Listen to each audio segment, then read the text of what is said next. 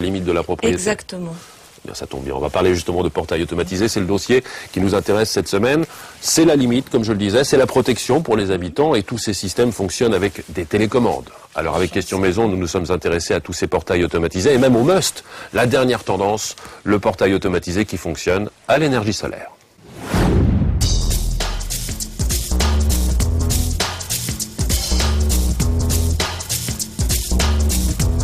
Un portail, c'est un ouvrage en serrurerie, en alu, en bois, à 1 ou 2 vantaux. Donc là, vous avez 2 vantaux, un portail, des vantaux. Les motorisations de portail sont apparues dans les années 70. Il y a plein de types de motorisation qui s'adaptent en fonction du modèle et puis de l'esthétique. Oui, mais quand on pose un portail motorisé, cela ne se résume pas seulement à choisir une grille. Il y a tous les travaux de fouilles, de scellement, de préparation de chantier, de câblerie, d'alimentation électrique. Ensuite, il y a la motorisation et après tous les accessoires électroniques. Quand on y regarde de plus près, les portails motorisés peuvent s'ouvrir de 2 manières différentes, coulissant ou battant. Sur les portails battants, il y a le portail qui va fonctionner par l'intermédiaire de vérins. Et puis, le plus couramment utilisé, entre guillemets, le portail à bras articulés. Sachez que les évolutions technologiques permettent aujourd'hui de dissimuler totalement les mécanismes de motorisation. Ils peuvent être insérés dans les piliers. La motorisation se trouve vraiment ici, à l'intérieur du montant, motorisation tubulaire. On a l'axe de rotation. Le moteur est situé sur la partie haute du portail et le reste c'est uniquement du pivot. En bas c'est un simple pivot.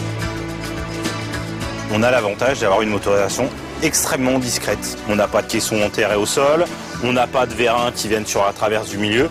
On est vraiment sur quelque chose d'extrêmement discret. On peut aussi mettre les moteurs dans le sol.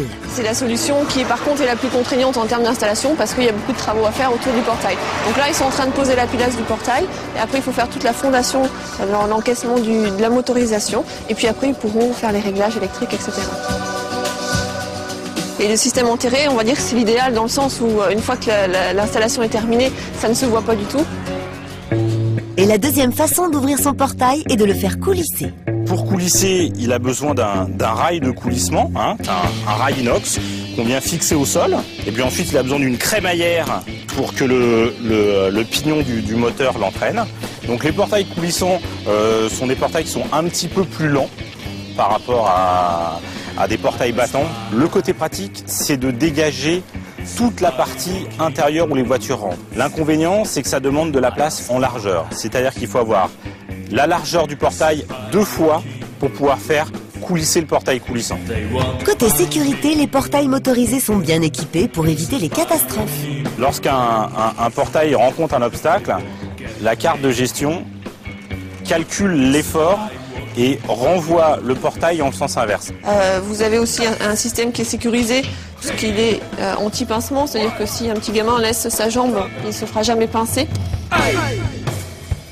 Si malencontreusement j'ai une main ou un bras qui reste coincé entre les deux, effectivement je vais ressentir quelque chose, mais c'est pas non plus extrême. Je peux tranquillement enlever ma main et que le portail se referme quand même. Ah pas bobo, je vais très bien. Le prix des moteurs va de 900 à 2500 € et ensuite il faut ajouter le prix du portail. Comptez au moins 2000 € pour un portail motorisé. Mais la facture peut monter jusqu'à 6000 €. Alors pour avoir une petite remise, il y a un petit truc à savoir. Selon la législation française en vigueur, toutes les maisons qui ont moins de 2 ans, le taux de TVA applicable est de 19,6. Quand la maison a plus de 2 ans, on a le droit d'appliquer une TVA 5,5. Voilà. Il y a une norme aussi au niveau des handicapés, les personnes à mobilité réduite qui peuvent déduire cette partie d'équipement dans leurs impôts.